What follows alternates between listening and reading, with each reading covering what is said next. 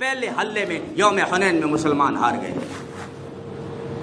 مسلمان کا اصول اللہ نے کچھ الگ بنایا ہے، اس کی کامیابیوں کا راز کہیں اور رکھا ہے، ہم کہیں اور ڈھونڈ رہے ہیں.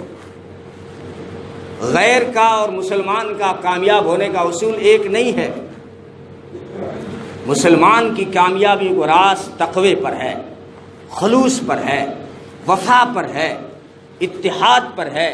مسلمانوں کا جو ہے سب سے بڑا کامیابی کا راز اطاعت رسول پر ہے، محمد رسول اللہ صلی اللہ علیہ وسلم کی اطاعت پر ہے.